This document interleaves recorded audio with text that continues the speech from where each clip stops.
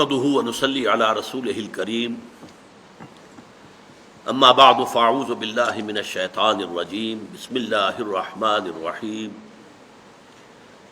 ليس البر ان تولوا وجوهكم قبل المشرق والمغرب ولكن البر من آمن بالله واليوم الآخر والملائكة والكتاب والنبيين وآتى المال على حبه ذوي القربى واليتامى والمساكين وابن السبيل والسائلين وفي الرقاب وأقام الصلاة وآتى الزكاة والموفون بعهدهم إذا عاهدوا والصابرين في البأساء والضراء وحين البأس أولئك الذين صدقوا وأولئك هم المتقون صدق الله العظيم رب اشرح لي صدري ويسر لي امري واحلل عقدة من لساني يفقهوا قولي اللهم ربنا الهمنا رشدنا واعذنا من شرور انفسنا اللهم ارنا الحق حقا وارزقنا اتباعه وارنا الباطل باطلا وارزقنا اجتنابه آمین یا رب العالمین۔ مطالعہ قرآن حکیم کے جس منتخب نصاب کا سلسلے وار درس ان مجالس میں ہو رہا ہے، اس کا درس نمبر 2 آیہ بر پر مشتمل ہے جو ابھی میں نے تلاوت کی ہے۔ یہ سورہ بقرہ کی آیت نمبر 177 ہے۔ ذرا نوٹ کر لیجئے کہ اس منتخب نصاب کے 6 حصے ہیں، اور جیسا کہ ہم دیکھ چکے ہیں اس کا نقطہ آغاز سورۃ العصر ہے۔ سورۃ العصر میں 4 لوازم نجات ہمارے سامنے آئے، تو اس منتخب نصاب کے پہلے حصے میں 3 اور اسباق ایسے جامع ہیں جس میں وہ 4 چیزیں جو ہیں مختلف اسلوب سے، مختلف الفاظ میں، مختلف سیاق و سباق میں جامع طور پر آئی ہیں۔ یہ جامع اسباق ہیں، پہلا سورۃ العصر، دوسرا یہ آیہ بر، 2 مزید درس۔ پھر 4 حصے وہ ہیں جن میں ایک میں ایمان کے مباحث آئیں گے، تیسرے میں عمل صالح کے مباحث آئیں گے، چوتھے میں تواصی بالحق کے مباحث آئیں گے، 5ویں میں پھر تواصی بالصبر کے مراحل آئیں گے۔ 6واں حصہ پھر بہت جامع ہے، سورۃ الحدید، وہ ایک ہی سورت ہے اور وہ بہت جامع ہے، جیسے سورۃ العصر ویسے ہی سورۃ الحدید۔ یہ جو آیہ مبارکہ ابھی میں نے تلاوت کی ہے، اس کے ضمن میں پہلے چند بنیادی باتیں نوٹ کر لیجیے۔ پہلی بات یہ کہ یہ ایک آیت ہے، اس سے پہلے ہم نے ایک سورت پڑھی، سورۃ العصر ایک سورت ہے اور یہ آیت ہے، جبکہ حجم کے اعتبار سے ہمیں نظر آ رہا ہے کہ یہ آیت کہیں زیادہ بڑی ہے، جبکہ سورۃ العصر جو ہے شاید اس کے 4تھے حصے کے برابر ہوگی، بلکہ شاید اس سے بھی کم ہوگی۔ اس حوالے سے یہ بات نوٹ کر لیجئے، قرآن مجید میں آیتیں چھوٹی بھی ہیں بڑی بھی ہیں، سورتیں چھوٹی بھی ہیں بڑی بھی ہیں۔ 3 سورتیں ہم دیکھ چکے ہیں جو 3 آیات پر مشتمل ہے، اور سورہ بقرہ جو ہے 286 آیات پر مشتمل ہے۔ تو آیتیں بھی چھوٹی بھی ہیں بڑی بھی ہیں، سورتیں چھوٹی بھی ہیں بڑی بھی ہیں۔ یہ تمام چیزیں جو ہیں، ایک میں چاہتا ہوں اصطلاح آپ نوٹ کر لیں، توقیفی کہلاتی ہے، توقیفی، توفیقی نہیں، توقیفی۔ یہ موقوف ہے اس پر کہ حضور نے جو بتایا۔ یہ ایک سورت ہے، چاہے 3 آیات کی، وہ سورت کہلائے گی۔ یہ آیت چاہے اس سے 4 گنا 5 گنا زیادہ ہے حجم میں، یہ ایک آیت ہے، تو جو حضور نے فرمایا موقوف ہے حضور صلی اللہ علیہ وسلم کے بتانے پر۔ اس میں کوئی گرامر کا اصول نہیں ہے، اس میں کوئی بیان کا اصول نہیں ہے، اس میں کوئی انشاء کا اصول نہیں ہے، بلکہ اس میں واحد بنیاد کیا ہے؟ جیسے کہ حضور صلی اللہ علیہ وسلم نے ہمیں بتایا۔ دوسری بات نوٹ کیجئے کہ اس کا ہم ایک ترجمہ کرتے ہیں رواں، جس سے کہ آپ کو اس کا جو موضوع ہے اس کا اندازہ ہو جائے گا، پھر اس پر تھوڑی سی گفتگو ہوگی۔ لیس البر، نیکی یہی نہیں ہے، کل نیکی یہ نہیں ہے، ان تولوا وجوہکم، کہ تم پھیر دو اپنے چہروں کو، قبل المشرق والمغرب، مشرق اور مغرب کی جانب، ولکن البر، بلکہ نیکی تو اس کی ہے، من آمن باللہ، جو ایمان لایا اللہ پر، والیوم الآخر، اور یوم آخر پر، قیامت کے دن پر، والملائکۃ، فرشتوں پر، والکتاب، اور کتابوں پر، والنبیین، اور انبیاء پر، وآت المال علی حبہ، اور اس نے دیا اپنا مال اس کی محبت کے علی الرغم ذوی القربہ، قرابت داروں کو، والیتامہ اور یتیموں کو، والمساکین اور مسکینوں کو، وابن السبیل اور مسافروں کو، والسائلین اور مانگنے والوں کو، وفی الرقاب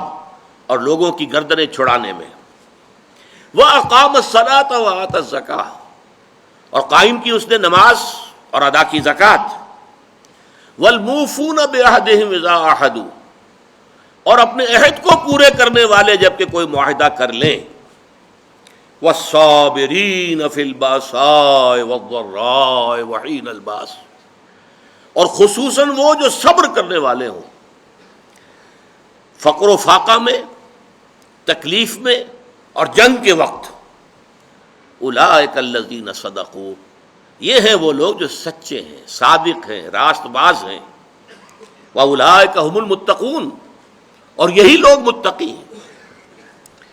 اب اس سے جو بات آپ کے سامنے آئی، اس آیت مبارکہ میں نیکی کے ایک محدود تصور یا سطحی تصور کی نفی کرتے ہوئے نیکی کا ایک جامع تصور پیش کیا گیا۔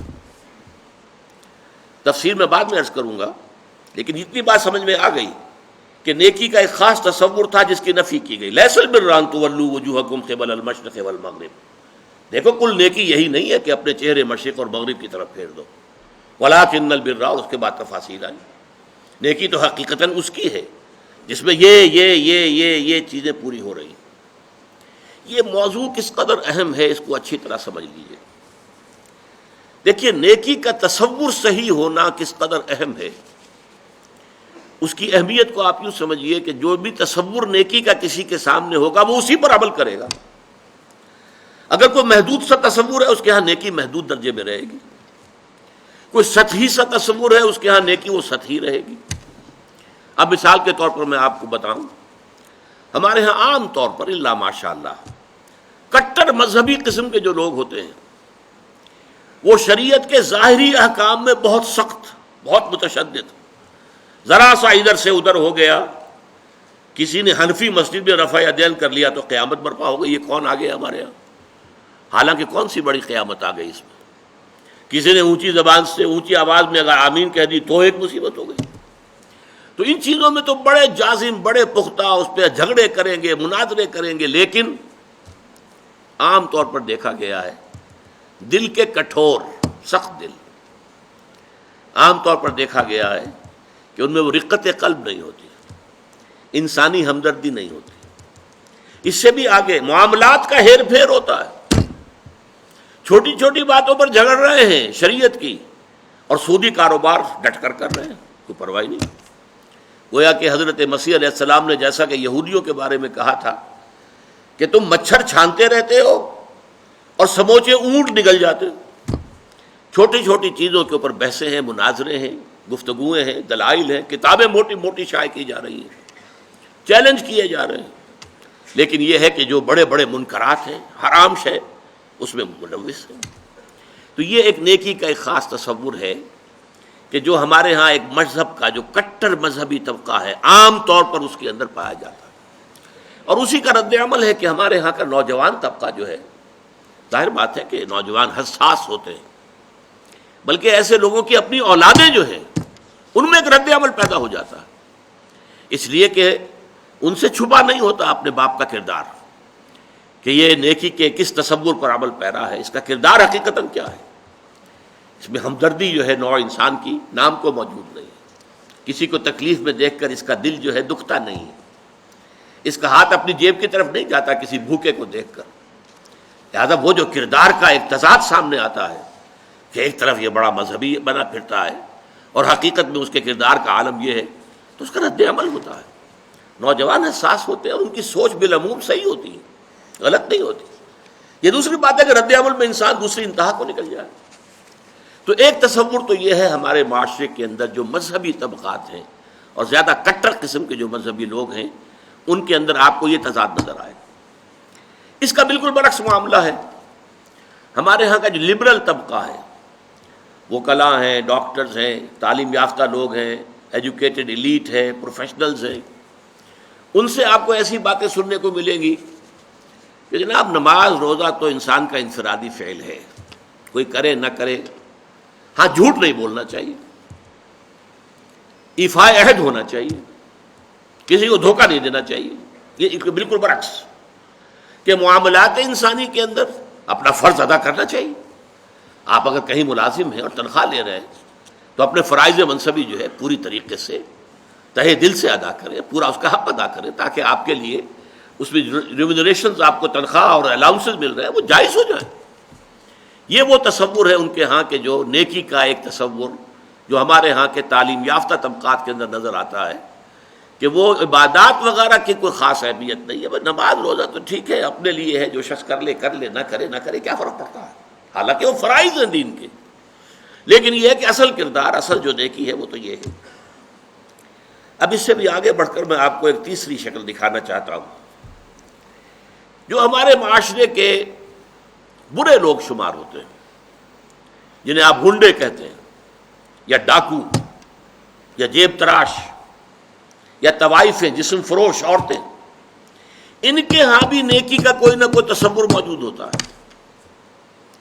میں آپ سے عرض کروں گا کہ واقعہ یہ ہے کہ جیسے ہمیں جو ہماری طبعی زندگی ہے، ظاہری جسمانی زندگی کے لیے ہوا چاہیے، پانی چاہیے، غذا چاہیے. ہوا نہیں ملے گا، بند ہو جائے گی تو مر جائے گا فوراً، وہ تو بہت جلدی مرے گا. پانی نہیں ملے گا تو چند دن شاید جھیل جائے، مرے گا. کھانا نہیں ملے گا تو شاید چند زیادہ دن جھیل جائے لیکن پھر مرے گا. تو جیسے ہماری اس زندگی کے لیے، جسمانی زندگی کے لیے، حیات جسمانی کے لیے ہوا، پانی، غذا لازم ہے، اسی طرح انسان کی باطنی زندگی کے لیے ایک لازمی شے یہ ہے کہ وہ اپنے ضمیر کو مطمئن کرے کہ اگرچہ میں بہت برا آدمی ہوں، میرا یہ کام غلط ہے، لیکن میں فلاں نیکی بھی تو کرتا ہوں نا. وہ نیکی کے کسی نہ کسی تصور کو، تاکہ اپنے ضمیر کو مطمئن کرے. ضمیر کی خلش جو ہے وہ در حقیقت اس کو چین نہیں لینے دے گی جب تک کہ وہ اپنے ضمیر کی خلش کو مٹانے کے لیے کہ میں برا ہوں، ٹھیک ہے، میں ڈاکو ہوں، لیکن دیکھو میں یتیموں کی پرورش کرتا ہوں، میں تو ان لوگوں کے ہاں ڈاکہ ڈالتا ہوں نا جنہوں نے دولت کے انبار جمع کر لیے، حرام خوری کے ذریعے سے لوگوں کا خون چوسا ہے. ان سیٹھوں نے، ان کارخانے داروں نے غریب مزدوروں کے خون سے اپنے یہ محل تعمیر کیے. ہم ڈاکہ وہاں ڈالتے ہیں. اور یہ معلوم آپ نے سنا ہوگا، یہ کہانیاں ہیں کہ اپنے اپنے علاقوں کے یہ ڈاکو لوگ جو بڑے مشہور ہوئے ہیں ڈاکو، وہ اپنے اپنے علاقوں کے بیواؤں کے سرپرست، یتیموں کے سرپرست، وہاں خیر کے کام کرنے والے، تاکہ وہ اپنے ضمیر کو مطمئن کریں کہ ہمارے ہاں اگر یہ ہے تو یہ بھی ہے، آخر ہم نے نیکی کا ایک بندوبست تو کیا ہوا ہے نا. اس طرح جیب تراش آپ کو مل جائے گا. ان کے ہاں بھی ایک رولز آف کانڈکٹ ہیں. آپ کے علم میں ہوگا کہ علاقے تقسیم ہوتے ہیں اور وہاں جتنے جیب تراش ہوتے ہیں ان کا ایک گروہ ہوتا ہے، اور ہر ان میں سے کارکن جو ہے وہ جتنی بھی جیب تراش کر کے جو رقم شام تک جمع کرے گا اسے لا کر گروہ کے پاس رکھ دینا لازم ہے. اگر اس میں سے کچھ رکھے گا تو بے ایمان ہے. یعنی جہاں تک جیب تراشی کا تعلق ہے اس میں بے ایمانی کا کوئی تعلق نہیں. پیشے میں عیب نہیں، رکھیے نا فرہاد کو نام، پیشہ جو ہے وہ تو پیشہ ہے ہمارا. لیکن بے ایمان وہ شمار ہوگا کہ جس نے جو بھی کمائی دن بھر کی تھی وہ ساری لا کر گرو کے سامنے نہیں رکھ دی، پھر وہ گرو تقسیم کرے گا. یہ ان کے ہاں کے ہیں رولز آف کانڈکٹ ہیں. ان میں ذرا سا ادھر سے ادھر ہو جائیں گے آپ تو ظاہر بات ہے کہ اس میں پھر اس کو بے ایمانی کہیں گے. مجھے یاد آ رہا ہے ایک واقعہ، ہمارے ہاں منٹگمری میں جو اب ساہیوال کہلاتا ہے، ایک خاتون تھی، اچھے گھرانے کی خاتون تھی، لیکن برے دن ان پر آئے. وہ ہمارے ہاں کچھ ہماری والدہ صاحبہ مرحومہ کا ہاتھ بٹانے کے لیے آ جاتی تھی، کام کرتی تھی، والدہ ان کی کوئی مدد کرتی رہتی تھی. انہوں نے لا کے ایک دن ہماری والدہ صاحبہ کے پاس، مرحومہ کے پاس، اگرچہ ہمیں معلوم نہیں ہوا، کچھ زیور رکھ دیا کہ میرا بیٹا ہے، اس نے یہ زیور تیار کیا اپنی شادی کے لیے، یہ آپ اپنے پاس رکھ لیجئے، اور اس وقت فوری رقم ہمیں ضرورت ہے تو اتنی رقم خرچ دے دیجیے. والدہ نے دے دیا، معاملہ سمجھا جیسے کہ ہوتا ہے. بعد میں معلوم ہوا کہ وہ تو چوری کا مال تھا، اور اس کا بیٹا جو ہے وہ ایک طوائف کے ہاں ملازم تھا اور طوائف کی چوری کی. اب جب یہ معاملہ پولیس میں گیا تو پولیس کے سامنے جب یہ بات کھلی کہ مال تو ہے وہ ڈاکٹر اسرار صاحب کی والدہ کے پاس، میرے پاس آئی پولیس، میں نے کہا ہاں بھائی ہوا تو ہے، میں نے والدہ سے پوچھا، انہوں نے کہا ہاں ہے۔ وہ جا کر جو ہے وہاں پر ہم نے زیور رکھ دیا۔ وہاں میں نے دیکھا وہ طوائف وہاں موجود تھی۔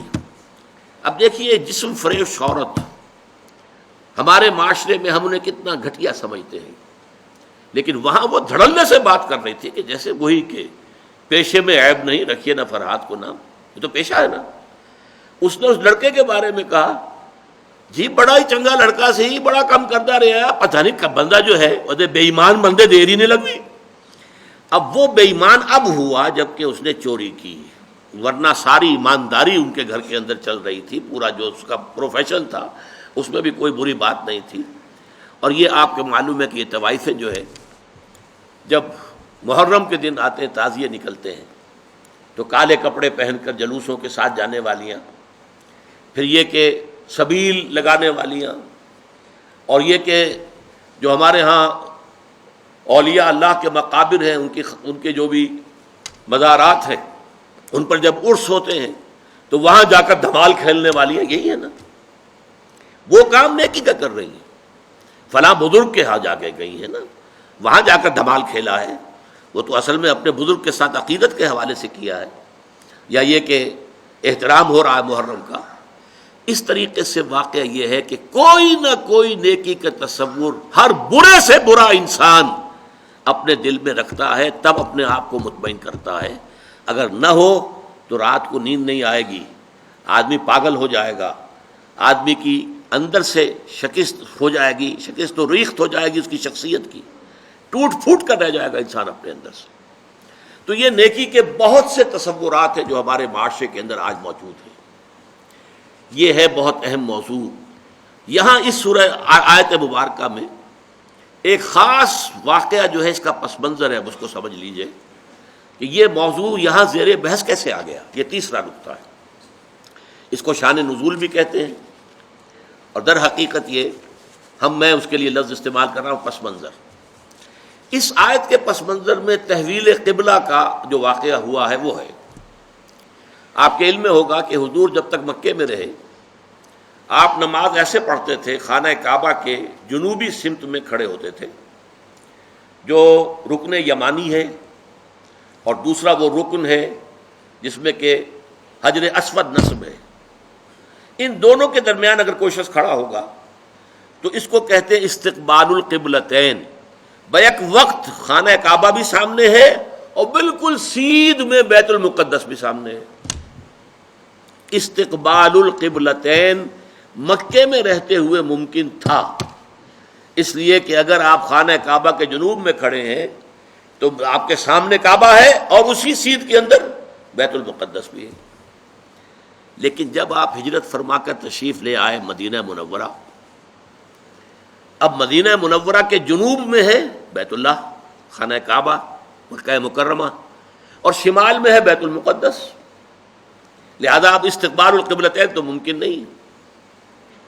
اب یہ ہم نہیں جانتے، نہیں کہہ سکتے کہ آیا یہ کسی وحی خفی کی بنیاد پر ہوا، اس لیے قرآن میں کوئی وحی جلی موجود نہیں ہے، یا یہ حضور کا اپنا اجتہاد تھا جس سے کہ اللہ تعالیٰ نے پھر ریکگنائز کر لیا، اس کو منظور کر لیا۔ لیکن حضور نے مدینے جا کر نماز پڑھنی شروع کی بیت المقدس کی طرف رخ کر کے، شمال کی طرف، اور خانہ کعبہ پشت پر ہے۔ یہ چیز شاخ گزر رہی تھی ان لوگوں کو جو مکے سے چل کر آئے تھے، جتنی محبت انہیں خانہ کعبہ سے تھی اس کا ہم اندازہ نہیں کر سکتے۔ خود حضور جب روانہ ہوئے تھے مکے سے ہجرت کے لیے تو آپ خانہ کعبہ کے پردے پکڑ کر چمٹ کر آپ نے کہا تھا کہ اے کعبہ تجھے معلوم ہے، اے بیت اللہ تو جانتا ہے مجھے تجھ سے کتنی محبت ہے، لیکن یہاں کے لوگ مجھے یہاں نہیں رہنے دے رہے، میں یہاں سے جانے پر مجبور ہوں، یہ تجھ سے ہجرت کر کے جا رہا ہوں۔ اس حوالے سے سب کو پسند ہے، لیکن یہ کہ نماز پڑھ رہے ہیں خانہ کعبہ کی بجائے بیت المقدس کی طرف رخ کر کے۔ اس کے بعد 16-17 مہینے کے بعد قرآن مجید میں حکم آ گیا، قد نرى تقلب وجهك في السماء فلنولينك قبلة ترضاها فول وجهك شطر المسجد الحرام۔ اے نبی ہم آپ کے چہرے کا بار بار آسمان کی طرف اٹھنا دیکھتے رہے ہیں۔ حضور انتظار کر رہے تھے کہ کب حکم آئے کہ ہم خانہ کعبہ کی طرف رخ کر لیں۔ اس سے میرا گمان یہ ہے کہ وحی خفی کی بنیاد پر حضور کا فیصلہ تھا۔ قرآن مجید میں جو وحی آ گئی ہے شامل ہے، اسے وحی جلی کہتے ہیں، اور حضور پر اور بھی وحی ہوتی تھی، وحی خفی جو قرآن مجید میں شامل نہیں ہے۔ بہت سی احادیث در حقیقت وہ وحی ہی پر مبنی ہے، لیکن وہ باللفظ نہیں ہے، بالمعنی ہے، اور وہ وحی جلی نہیں ہے، وحی خفی ہے۔ تو یہ معلوم ہوتا ہے وحی خفی کی بنیاد پر تھا، لیکن حضور پر بھی شاخ گزر رہا تھا اور مکے والوں پر بھی شاخ گزر رہا تھا، اور حضور بار بار آسمان کی طرف نگاہ اٹھاتے تھے کب جبرائیل آئیں اور کب یہ حکم ہو کہ ہم اپنا رخ بدل دیں اور بجائے شمال کی طرف رخ کر کے نماز پڑھنے کے جنوب کی طرف رخ کر کے نماز پڑھیں۔ تو اللہ فرماتا ہے قد نرا تقلب وجهك في السماء فلنولينك قبلة ترضاها۔ اے نبی ہم دیکھتے رہے ہیں آپ کے چہرے کا آسمان کی طرف بار بار اٹھنا، تو لیجئے ہم بدل دیتے ہیں، آپ کا چہرہ کر دیتے ہیں رخ اسی طرف جو آپ کو پسند ہے۔ فول وجهك شطر المسجد الحرام، تو اب اپنا رخ پھیر دیجئے مسجد حرام کی طرف۔ فیصلہ حکم آ گیا۔ اب یہاں نوٹ کیجئے، یہاں وہ جو مذہبی ایک خاص ذہنیت تھی جس کا میں نے پہلے ذکر کیا تھا، جن کے نزدیک ظواہر کی بہت اہمیت ہے، ہر عمل کا ایک تو ہے باطن، اس کی روح، ایک اس کا ظاہر ہے، لیکن عام طور پر جو کٹر قسم کے اور جو زیادہ سمجھدار لوگ نہیں ہوتے، ان کے اندر زیادہ اہمیت جو ہے وہ ظواہر کی ہو جاتی ہے، باطن کی طرف توجہ نہیں ہوتی، روح کی طرف جو ہے توجہ نہیں ہوتی۔ تو کچھ نہ کچھ مسلمانوں میں بھی ایسے حضرات تھے، لیکن اس سے بڑھ کر یہودیوں نے ایک طوفان اٹھا دیا۔ پہلے تو یہودی خوش تھے، انہیں یہ احساس ہوا کہ محمد تو ہمارے کیمپ فالوور ہیں، جب ہمارے قبلے کی طرف رخ کر کے انہوں نے نماز پڑھنی شروع کی ہے، اس کا مطلب ہے کہ ہی از فالوئنگ اس، تو ہمارے پیروکار ہو گئے، تو جھگڑا کائے کا ہے۔ لیکن اب جب آ گیا یہ کہ اپنا رخ بدل دیجئے، اب پیٹھ ہو گئی بیت المقدس کی طرف اور رخ ہو گیا خانہ کعبہ کی طرف، تو ان کے کان کھڑے ہوئے کہ یہ تو کوئی مسئلہ جو ہے کچھ اور ہے، ایک نئی امت کی تشکیل ہو رہی ہے اور ایک نئی بالکل شریعت آ رہی ہے، نئی امت جو ہے وہ وجود میں آ رہی ہے۔ انہوں نے اس کو ایک مسئلہ بنا لیا، پروپیگنڈے کا طوفان کھڑا کر دیا۔ یہ کیسے نبی ہیں جن کا قبلہ ہی معین نہیں ہے؟ 16 مہینے ادھر رخ کر کے نماز پڑھی، اگر ادھر کا قبلہ تھا تو وہ غلط تھا، تو 16 مہینے کی نمازیں زیرو ہو گئی، اور اگر وہی صحیح قبلہ تھا تو اب جو نمازیں پڑھ رہے ہیں وہ زیرو ہو گئی۔ قبلہ تو اپنی جگہ سے نہیں ہل سکتا، قبلہ تو ایک ہی ہوتا ہے، ان کا قبلہ ہی معین نہیں ہے۔ 16 مہینے ادھر رخ کر کے نماز پڑھی، اب ادھر رخ کر لیا۔ اور جیسا کہ میں نے عرض کیا، مسلمانوں میں بھی ایسے سادہ لوگ، سادہ مزاج لوگ تھے، وہ ان کے اس پروپیگنڈے سے بہت متاثر ہوئے، لہذا ایک خلش، ایک بے چینی، اگرچہ ظاہر بات ہے کہ حضور نے وحی سنائی ہے، اللہ کا حکم آیا ہے فَوَلِّ وَجْهَكَ شَطْرَ الْمَسْجِدِ الْحَرَامِ وَحَيْثُ مَا كُنتُمْ فَوَلُّوا وُجُوهَكُمْ شَطْرَهُ، نہ صرف یہ کہ اب فوراً اپنا رخ جو ہے مسجد حرام کی طرف کر دو، چنانچہ آپ کے علم میں ہوگا جو لوگ وہاں گئے ہیں، وہاں مدینے میں ایک مسجد ہے مسجد القبلتین، حضور ایک خاص قبیلے میں گئے ہوئے تھے، ظہر کی نماز کا وقت وہاں آ گیا، وہاں کوئی دعوت طعام تھی، ظہر کا وقت آ گیا تو کھڑے ہو گئے نماز پڑھنے کے لیے، صحابہ پیچھے کھڑے ہیں۔ اسی دوران میں، نماز کے دوران یہ آیات نازل ہوئی، حضور نے وہی قبلہ بدلا اپنا، فَوَلِّ وَجْهَكَ شَطْرَ الْمَسْجِدِ الْحَرَامِ۔ اب حکم الہی آنے کے بعد تو تاخیر 1 منٹ کی بھی جائز نہیں، تو فوراً آپ نے رخ بدل لیا اور تمام نمازیوں نے بھی رخ بدل لیا۔ اس لیے اس مسجد میں 2 طرف محرابیں بنی ہوئی ہیں، ایک محراب جو ہے وہ شمال کی طرف ہے بیت المقدس کی طرف، اور ایک محراب ہے مکے کی طرف جنوب کی جانب، اس لیے اس کو کہتے ہیں مسجد القبلتین، 2 قبلوں والی مسجد۔ لیکن یہاں حکم یہ بھی ہے وَأَيْنَمَا تَكُونُوا فَوَجُّ، جہاں کہیں بھی تم ہو فَوَلُّوا وُجُوهَكُمْ شَطْرَهُ، اے مسلمانوں جہاں کہیں بھی ہو اپنا رخ مسجد حرام کی طرف کرو۔ اب ظاہر بات ہے کہ اس پر جب عمل ہو گیا تو صحابہ نے عمل تو کیا، دل میں کچھ دغدغہ رہا، کچھ پریشانی رہی، خاص طور پر یہ بات کہ اگر اصل قبلہ یہ تھا اور یہ ہے جو آج ہو گیا ہے، تو پھر ہماری نمازوں کا کیا بنے گا؟ ہماری نمازیں 16 مہینے کی ضائع ہو گئی، غلط قبلے کی طرف پڑھی گئی. اسی لیے اسی مقام پر کہا گیا ہے وَمَا كَانَ اللَّهُ لِيُضِيعَ إِيمَانَكُمْ، نہیں اس وسوسے کو قریب نہ آنے دو. نماز تو عین ایمان ہے، نماز ضائع ہو گئی تو ایمان ضائع ہو گیا نہیں. اس وقت حکم وہ تھا، اس پر عمل کرنا تقاضا تھا دین کا. اب حکم یہ ہے، اب اس پر عمل کرنا تقاضا ہے دین کا. نہ وہ غلط تھا نہ یہ غلط ہے. تم کسی سمت سے نہ بندھ جاؤ، تم ظاہر کے ساتھ زیادہ جو ہے اپنے آپ کو وابستہ نہ کر لو. نماز کی اصل روح، دین کی اصل روح تو کیا ہے؟ اللہ پر ایمان، اللہ کا یقین، رسول کی اطاعت، رسول کا فرمان. پہلے وہ تھا تو اللہ تعالیٰ نے مکے والوں کا امتحان لے لیا تھا کہ آیا وہ اپنے آبائی، اس لیے کہ مکہ جو ہے اور بیت اللہ جو ہے وہ تو ان کا سمجھیے کہ قومی شعار کے درجے کے اندر رکھنے والی چیز تھی، قومی شعائر میں سے. اب اس کی طرف پشت کرنا سب پر بھاری گزرا، لیکن یہ کہ وہ رسول کے ساتھیوں کے پورے بندھے ہوئے تھے، تو جو حکم رسول کا وہ انہوں نے قبول کیا. اور اب ان لوگوں کے لیے امتحان آ گیا جو مدینے میں رہتے تھے اور یہود کے زیر اثر تھے، اور اس کی وجہ سے بیت المقدس کا مقام ان کی نگاہوں میں بہت اونچا تھا. اب اس کی طرف پیٹ کرنی پڑ رہی ہے، تو ان کے ایمان کا جو ہے وہ اللہ تعالیٰ نے امتحان لے لیا، اور تمام صحابہ جو ہیں دونوں امتحانوں میں ثابت قدم اور کامیاب ہوئے. اب لیکن اس خلش کو مٹانے کے لیے اب دیکھیے عجیب ہے یہ بات. یہ مسئلہ آج ہمیں معلوم ہوتا ہے کہ بڑا ہی چھوٹا سا مسئلہ ہے. جب یہ مسئلہ آیا تھا تو یہ چھوٹا نہیں تھا، بہت بڑا مسئلہ تھا، بہت بڑا مسئلہ تھا. خاص طور پر وہ جو ایک ذہنیت ہے کہ جو دین کے اعمال ہیں ان کی روح کی بجائے ساری نگاہ جو ہے وہ اس کے ظاہر سے زیادہ وابستہ ہو جاتی ہے، اس کے لیے یہ معاملہ بہت کٹھن تھا. یہی وجہ ہے اس قرآن مجید میں آپ کے علم میں ہوگا پورے 2 رکوع ہے تحویل قبلہ کے اوپر. حالانکہ آج ہمارے نزدیک کوئی بڑا مسئلہ نہیں تھا، لیکن یہ کہ وہاں اس وقت ڈی فیکٹو جو اس وقت کی سچویشن تھی اس میں اس کی اتنی اہمیت تھی، دلوں پہ جو کیفیت گزر رہی تھی اس کا جو ہے صحیح طور سے اس کا علاج اور اس کا معالجہ اور مداوع ضروری تھا. 2 رکوع جو ہے، رکوع 17واں اور 18واں، دوسرے پارہ سیقول کے پہلے 2 رکوع خاص اسی پر ہے جس تکرار کے ساتھ فولوا وجوہکم شطرہ، فولوا وجوہکم شطرہ. اس سے 2 رکوع پہلے ایک بات کہی گئی، یہ آپ کو ملے گا 14ویں رکوع کے اندر وَلِلَّهِ الْمَشْرِقُ وَالْمَغْرِبُ فَأَيْنَمَا تُوَلُّوا فَثَمَّ وَجْهُ اللَّهِ. دیکھو لوگو، مشرق اور مغرب سب اللہ کے ہیں، تم جدھر بھی رخ کرتے ہو وہ اللہ کا رخ ہے. اللہ کسی رخ میں محدود نہیں ہے. کیا مغرب صرف اللہ کا رخ ہے، مشرق نہیں ہے؟ آج آپ کو معلوم ہے کہ ہم پڑھتے ہیں مغرب کی طرف، اور امریکہ والے یا افریقہ والے وہ مشرق کی طرف نماز رخ کرتے پڑھتے ہیں. تو مشرق و مغرب سے کوئی فرق واقع نہیں ہوتا.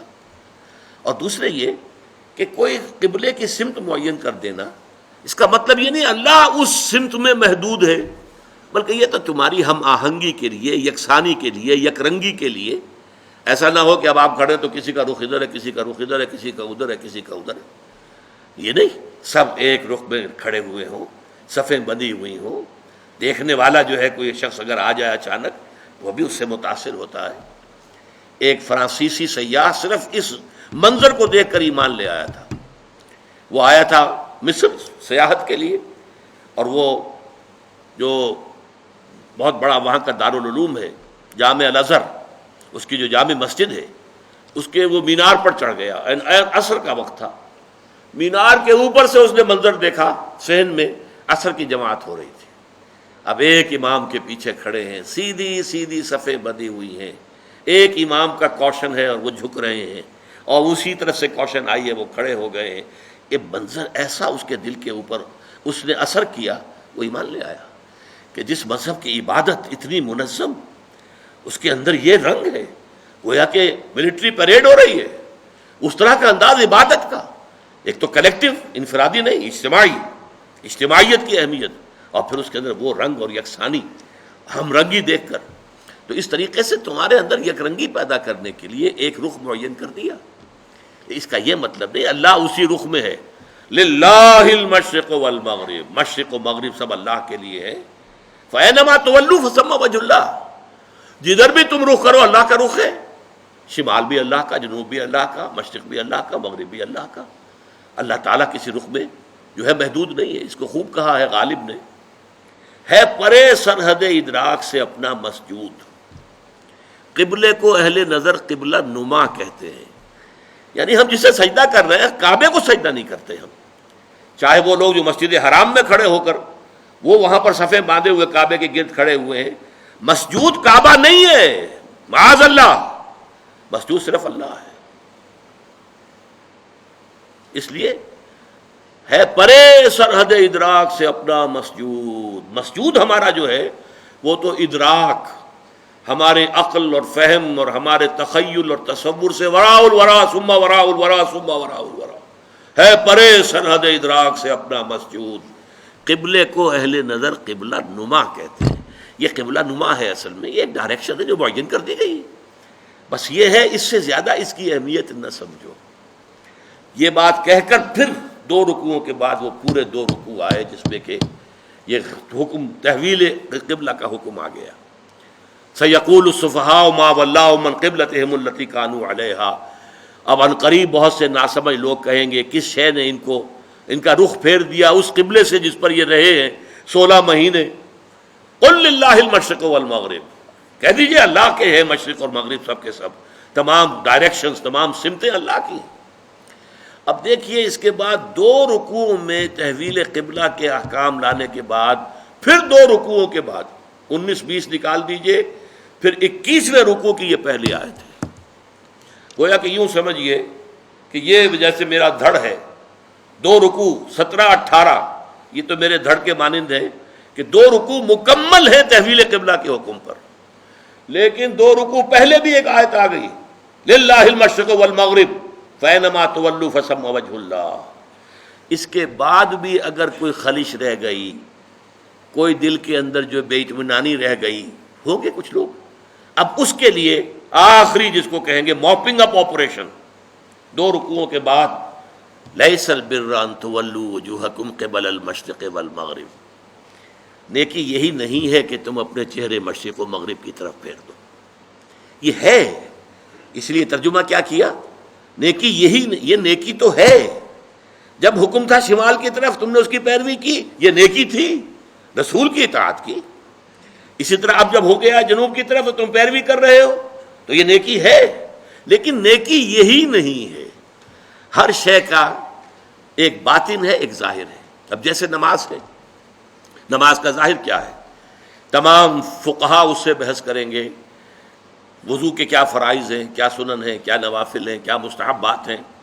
پھر یہ کہ نماز کے اندر کھڑے کیسے ہونا ہے، کس طور سے ہونا ہے، رکوع کیسے ہے، گھٹنے کو کس طریقے سے پکڑنا ہے. پھر یہ کہ آپ نے کھڑے ہونا ہے تو ایسے کھڑے ہونا ہے کہ کمر سیدھی ہو جائے، بالکل سکون ہو جائے.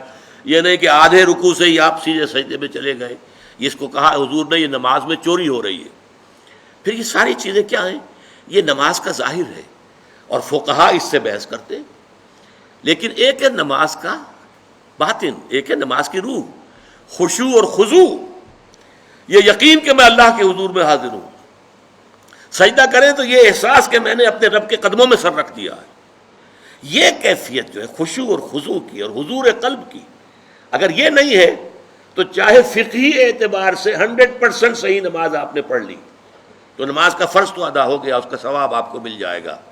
لیکن نماز کی جو نورانیت ہے، اس کی جو برکات ہے، جس کے بارے میں فرمایا گیا کہ الصلاۃ معراج المومنین، یہ تو اہل ایمان کے لیے معراج کے درجے کی شے ہے. لہٰذا وہ کیفیت آپ کو حاصل نہیں ہوگی. تو ہر شے کا ایک ظاہر ہے ایک باطن ہے.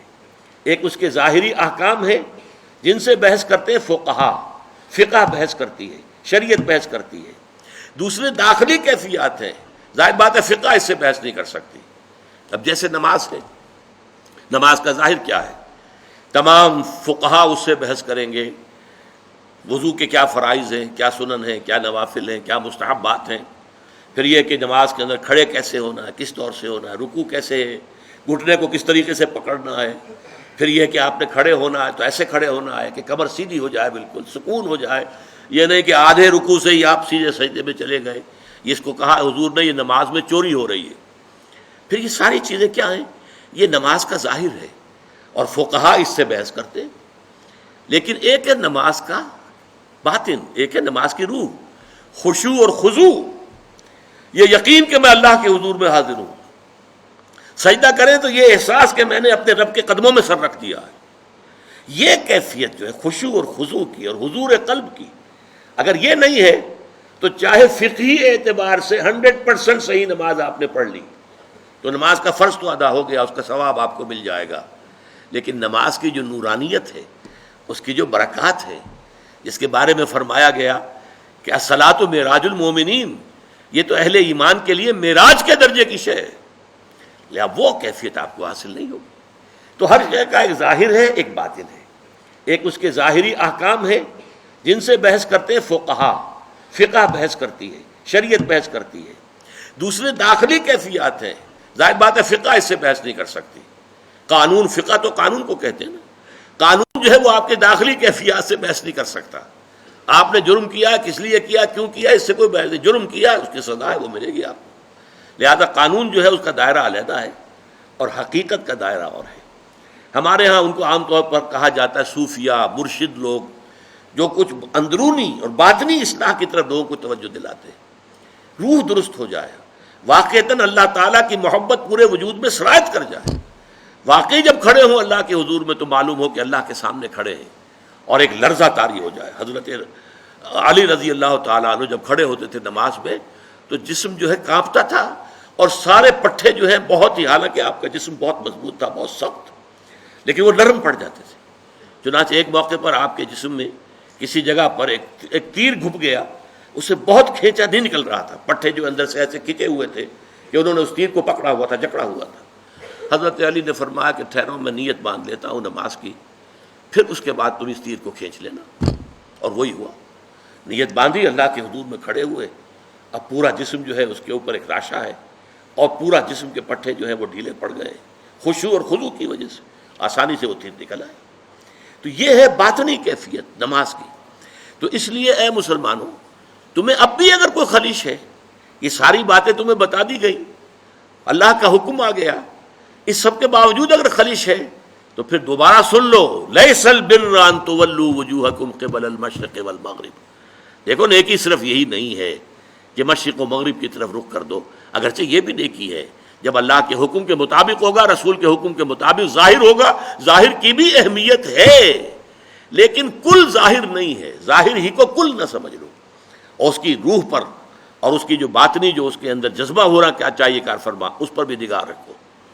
وَلَٰكِنَّ الْبِرَّ مَنْ آمَنَ بِاللَّهِ وَالْيَوْمِ الْآخِرِ. اب نیک یہاں پہ در حقیقت وَلَٰكِنَّ الْبِرَّ بِرُّ مَنْ آمَنَ بِاللَّهِ اس میں حذف کر دیا گیا ہے، بلکہ نیکی، حقیقی نیکی تو اس کی ہے جو، اب یہاں ظاہر بات ہے کہ اس سے آگے آج ہمارا وقت ختم ہونے والا ہے، اب اگلے اتوار کو اصل میں تو پڑھنا ہے. اس وقت ایک نقطہ نوٹ کر لیجئے، سورۃ العصر کا اور اس آیت البر کا ایک تقابل کر لیجئے. دیکھیے سورۃ العصر میں ایک لفظ آیا تھا والعصر ان الانسان لفی خسر الا الذین آمنوا. آمنوا، وہاں کچھ نہیں تھا کہ ایمان کس کس چیز پر، کون کون سی باتوں پر، کچھ نہیں. یہاں کیا آیا؟ من آمن باللہ والیوم الآخر والملائکۃ والکتاب والنبیین. اسی کی تشریح ہو گئی. یہ نیکی تو حقیقتاً اس کی ہے جو ایمان لایا اللہ پر اور یوم آخر پر، قیامت کے دن پر، اور فرشتوں پر، اور کتابوں پر، اور نبیوں پر. تو اس کی میں مثال دیا کرتا ہوں کہ جیسے ایک بند کلی ہو، کلی ابھی بند ہے، موتیے کی ہے، چمیلی کی ہے، کلی ہے، بند ہے، گلاب کا کلی ہے، بند ہے. اس کے اندر پتیاں موجود ہوتی ہیں، آپ زبردستی کھول کے دیکھیں گے تو نظر آ جائے گا پتیاں تو ہیں، پتیاں ظاہر نہیں ہوئیں. وہ کلی کھلی، پھول بنا، اب پتیاں ظاہر ہو گئی. تو وہاں ایمان جو ہے وہ بند کلی کے مانند تھا، ان الانسان لفی خسر الا الذین آمنوا. لیکن اس ایمان کی کلی کے اندر جو 5 پتیاں موجود تھیں وہ کھل گئیں یہاں پر آ کر. وَلَٰكِنَّ الْبِرَّ مَنْ آمَنَ بِاللَّهِ وَالْيَوْمِ الْآخِرِ وَالْمَلَائِكَةِ وَالْكِتَابِ وَالنَّبِيِّينَ. تفصیلی بحث اس پر بعد میں ہوگی. اس کے بعد وہاں لفظ کیا تھا؟ وَعَمِلُوا الصَّالِحَاتِ. اس عمل الصالحات کے اب یہاں پر 4 شاخیں آ رہی ہیں. اس کی تمثیل بہترین میرے نزدیک ہے کہ درخت کا ایک تنا ہے، اس میں ایک شاخ نکلی، دوسری نکلی، تیسری نکلی، چوتھی نکلی، 4 شاخیں. عمل صالح کی 4 شاخیں آ رہی ہیں جو یہاں پر آ رہی ہیں. سب سے پہلی کیا ہے؟ وآت المال علی حبہ ذوی القربى والیتامى والمساکین وابن السبیل والسائلین وفی الرقاب. اس کا ایک جامع لفظ لائیں گے تو انسانی ہمدردی. سب سے پہلا جو ہے، پہلی شاخ، اہم ترین شاخ انسانی ہمدردی ہو، کہ انسان کسی کو دکھ میں دیکھے تو خنجر چلے کسی پہ، تڑپتے ہیں ہم امیر، سارے جہاں کا درد ہمارے جگر میں ہے. اسی کو ہمدردی کہتے ہیں. ہمدردی کیا معنی؟ ہم جماعت، ہم عصر، ایک زمانے کے لوگ، ایک جماعت میں پڑھنے والے طالب علم، ہم جماعت، ہم درد، جن کا درد کامن ہو جائے. تکلیف آپ کو ہو رہی ہے، میں بھی محسوس کر رہا ہوں اس تکلیف کو اپنے دل میں، اس کا نام ہمدردی ہے. اگر کوئی بھوکا ہے، پیاسا ہے، غریب ہے، کسی کے تن پر کپڑا نہیں ہے، کوئی ہاتھ دراز کر رہا ہے آپ کے سامنے، اپنی عزت نفس ہتھیلی پر رکھ کر آپ کے سامنے پیش کر دی ہے، کوئی جکڑا گیا ہے، کوئی غلام ہے، اسے چھڑانے کے لیے پیسہ خرچ کرنا ہے، یا کوئی شخص ہے جو قرض کے اندر اس طرح بندھ گیا ہے کہ جتنی بھی حرکت کرتا ہے، ہاتھ پاؤں مارتا ہے، کچھ اور ہی الجھتا چلا جاتا ہے. اس کو کہیں ایک بڑی سی کوئی امداد دے کر ایک دفعہ اس سے چھٹکارا دے دیا جائے، بجائے اس کے کہ اسے صرف اس کی مینٹیننس کے لیے کچھ تھوڑی تھوڑی خیرات دی جاتی رہے. ایک یکمشت جو ہے وہ بڑی، یہ سارے ہیں. وَلَٰكِنَّ الْبِرَّ مَنْ آمَنَ بِاللَّهِ وَالْيَوْمِ الْآخِرِ وَالْمَلَائِكَةِ وَالْكِتَابِ وَالنَّبِيِّينَ. اور عمل صالح میں سب سے پہلے مقدم ترین، یہ بڑی اہم بات ہے، اس پر تفصیل سے گفتگو ہوگی بعد میں. اور دیا اس نے مال اس کے محبت کے علی الرغم، مال ہر ایک کو محبوب ہے، لیکن وہ آدمی اپنا مال دے رہا ہے. وہ نیک اگر حقیقتاً ہے، کس کو دے رہا ہے؟ اپنے غریب قرابت داروں کو سب سے پہلے وہ ہیں، پھر یتیم، مسکین، مسافر. حالت مسافرت میں یہ کیفیت عام طور پر طاری ہو جاتی ہے کہ آدمی کو ضرورت ہوتی ہے مدد کی. وسائلین، مانگنے والے، وفر رقاب، گردنوں کی چھڑانے میں. دوسری شاخ واقام الصلاۃ، نماز قائم کی. تیسری شاخ وآت الزکاۃ، زکوٰۃ ادا کی. یہ دو عبادات کی شاخیں ہو گئی. پہلی شاخ انسانی ہمدردی، دوسری دو شاخیں عبادات میں جو اصل ہے، بنیادی ہیں، صلاۃ اور زکوٰۃ. نمبر 3 والموفون بعہدہم اذا عاہدوا. یہ بھی عمل کی ایک بات ہے. جب کوئی معاہدہ ہو جائے، کوئی کانٹریکٹ ہے، کوئی پرومس ہے، اس کو پورا کرنا. اس میں سٹریم لائننگ ہو جاتی ہے، اس لیے کہ تمام معاملات جو انسانی ہیں وہ معاہدے کے بل پر چلتے ہیں، کانٹریکٹ کے بیسس پر چلتے ہیں. کوئی بڑا بلڈنگ کا کام ہے، کوئی بڑا کاروبار ہے، کانٹریکٹ ہے، سپلائی کا کانٹریکٹ ہے وغیرہ، امپلائی کانٹریکٹ ہے، یہ کانٹریکٹس ہیں. ایک ملازم آپ نے رکھا ہے، وہ شام تک کام کرے گا اور شام کو آپ اسے 100 روپے دیں گے، یہ کانٹریکٹ ہے. کانٹریکٹ کو پورا کرنا، معاہدوں کو پورا کرنا، گویا کہ سٹریم لائننگ ہو جائے پورے کے پورے معاشرے کے اندر. جو باہمی معاملات ہیں، بین الانسانی تعلقات، اس میں عہد کی پابندی. اور آخری بات یہ صبر جو سورۃ العصر میں ہے، وَتَوَاصَوْا بِالصَّبْرِ وَالصَّابِرِينَ فِي الْبَأْسَاءِ وَالضَّرَّاءِ وَحِينَ الْبَأْسِ. صبر کرنے والے فقر و فاقہ میں. وَلَنَبْلُوَنَّكُمْ بِشَيْءٍ مِّنَ الْخَوْفِ وَالْجُوعِ وَنَقْصٍ مِّنَ الْأَمْوَالِ وَالْأَنفُسِ وَالثَّمَرَاتِ. ہم لازماً تمہیں آزمائیں گے، کچھ خوف سے، کچھ بھوک سے، کچھ جانی اور مالی نقصانات سے. اس راستے میں آئے ہو اگر، تو اب قدم قدم پر امتحان آئیں گے، تمہیں آزما لیا جائے گا کہ واقعتاً تم ایمان لائے ہو. تو چاہے فقر و فاقہ ہو، چاہے تکلیفیں ہوں، اور چاہے جنگ میں نقد جان ہتھیلی پر رکھ کر پیش کرنا پڑے، اپنے آپ کو اپنے حاضر ہو جانا پڑے، ثابت قدم رہنا. اولئک الذین صدقوا، یہ ہیں راست باز لوگ. یہ اگر کوئی نیکی کا اگر کوئی دعویٰ کریں تو پھر سچے ہیں، نیکی کا دعویٰ کرنے میں سچے ہیں، اگر یہ ہے کردار. اب یہ پوری انسانی شخصیت کا حیولہ سامنے آیا ہے. یہ تمام چیزیں اگر کسی شخصیت میں موجود ہیں، ایک پوری کردار نگاری جو ہے اس آیت کے اندر ہو گئی ہے. وَأُولَٰئِکَ هُمُ الْمُتَّقُونَ، اور یہی لوگ متقی ہیں. تمہارا تصور تقویٰ کچھ اور ہے، خاص وضاقتہ ہو، خاص لباس ہو، خاص انداز ہو اٹھنے بیٹھنے کا، تو بس وہ فلاں شخص بڑا متقی ہے.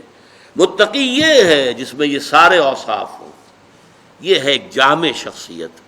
اور واقعہ یہ ہے نیکی کے موضوع پر یہ قرآن حکیم کا جامع ترین مقام ہے نیکی کی اصل حقیقت کو سمجھنے کے لیے، اور یہ کہ اس کے اوپر واقعتاً قرآن کا تصور نیکی کا کے موضوع پر صرف اس ایک آیت کی روشنی میں مکمل تصنیف کی جا سکتی ہے، مکمل کتاب لکھی جا سکتی ہے۔ تو اس کے جو مختلف اجزاء جو آج ہم نے صرف نوٹ کیے ہیں، اب ان پر تفصیل سے گفتگو اگلے اتوار کو ہوگی۔ بارک اللہ لی ولکم فی القرآن العظیم ونفعنی وإیاکم بالآیات والذکر الحکیم۔